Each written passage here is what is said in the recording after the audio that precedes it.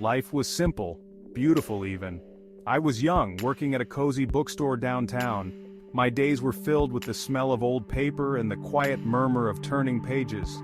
My evenings were spent with Daniel, a kind soul with eyes that held the warmth of 1,000 suns. We were happy, or so I thought, until the day he decided he needed something more from life, something I couldn't give him. The breakup was amicable, almost friendly. We parted ways with lingering hugs and promises of staying in touch. I poured my energy into my work, finding solace in the predictable rhythm of my days. Little did I know this peaceful existence was about to be shattered, the pieces scattered by an unseen hand. It started subtly, almost imperceptibly. Fleeting glimpses of a familiar face in the crowd, a car resembling Daniel's parked across the street from my apartment. These occurrences, though unsettling, were easily dismissed as tricks of a mind still reeling from the breakup. I told myself it was my imagination, a way of holding on to what was lost. One evening, I found myself at a local bar with my friend Sarah. We were laughing over a shared plate of fries when I noticed him. Frey, Daniel's best friend from college. He was leaning against the bar, his gaze fixed on me with an intensity that sent shivers down my spine. He approached our table, his lips stretching into a smile that didn't reach his eyes. "Just wanted to see how you were holding up," Frey said, his voice a low murmur. I politely declined his offer to join us, a knot of unease tightening in my stomach. He lingered for a moment longer, his gaze unwavering, before finally turning and disappearing into the crowd. The encounters became more frequent, more brazen. I'd see him everywhere. At my usual coffee shop, outside the bookstore, even near my apartment building. It was as if he was always watching, always there, lurking in the shadows at the edge of my vision.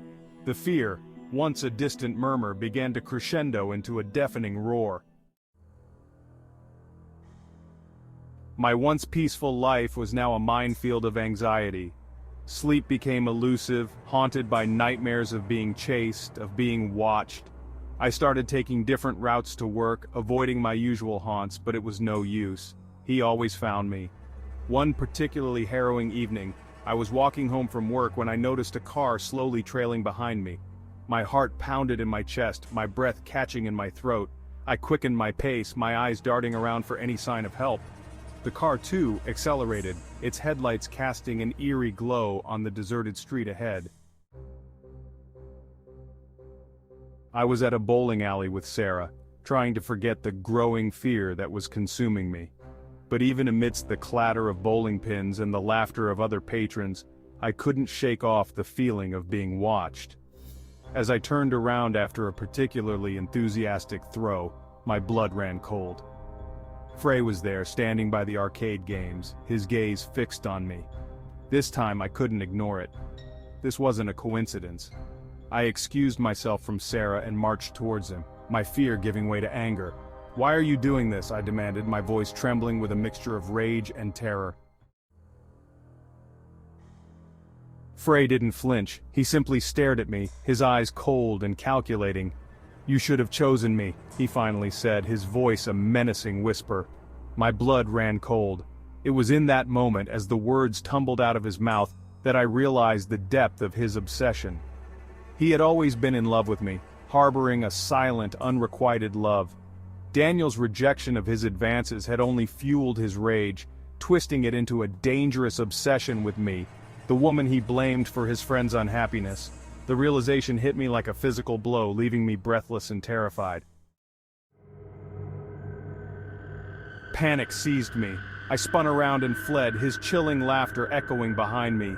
I ran until my lungs burned and my legs screamed for mercy. Reaching my apartment, I slammed the door shut and bolted it, my back pressed against the cold, unforgiving wood. The world outside my door felt menacing, filled with unseen dangers. Desperate, I reached out to Daniel, pouring out the terror that had taken root in my heart. He was horrified, consumed with guilt and fury. He vowed to protect me, to make things right. His words, though reassuring, did little to quell the fear that gnawed at my sanity. Unmasking the stalker. Daniel helped me install security cameras around my apartment, their unblinking eyes offering a sliver of comfort in the darkness. We reported Frey to the police, providing them with a detailed account of his stalking. The days that followed were agonizing, each ring of the doorbell, each passing car sending my heart into overdrive. The evidence we gathered, coupled with the police investigation, painted a chilling picture of Frey's obsession. They discovered a collection of photos of me, stealthily taken, in his apartment. His internet search history was a disturbing testament to his fixation, filled with queries about my whereabouts, my routines, my life. The truth unveiled. The final blow came when the police apprehended Frey. He confessed to everything: the stalking, the threats, the terrifying encounters. His motive, as we suspected, stemmed from a twisted sense of love and a burning resentment towards Daniel. He believed that he was saving me from a loveless relationship, that I was destined to be with him. His arrest brought a sense of relief, a lifting of the heavy cloak of fear that had enveloped me. But it also left me deeply shaken, my faith in humanity irrevocably fractured. The realization that someone could harbor such darkness, such possessiveness, was a chilling revelation. Picking up the pieces. The aftermath of the ordeal was a slow, arduous journey of healing. The trauma left an indelible mark, manifesting in sleepless nights, sudden bouts of anxiety, and an overwhelming sense of vulnerability. Therapy became my lifeline, offering a safe space to unpack the emotional baggage, to confront the demons that haunted my waking hours. Moving was a necessity, a way to sever the ties to the past, to reclaim my sense of safety and security. I found solace in a new city, a new apartment surrounded by people who knew nothing of the terror I had endured. Finding peace again. Life after Frey was a tapestry woven with threads of resilience and newfound strength. The experience, though harrowing, had forged a steely resolve within me, a determination to reclaim my life, my peace of mind. The scars might remain, a constant reminder of the darkness that lurked in the shadows, but they also served as a testament to my survival. I learned to trust my instincts, to recognize the red flags, to never again ignore the whispers of unease in the pit of my stomach. Most importantly, I learned that I was not defined by the trauma, that I was not broken beyond repair. I was a survivor, and I would rise from the ashes, stronger and more determined than ever before.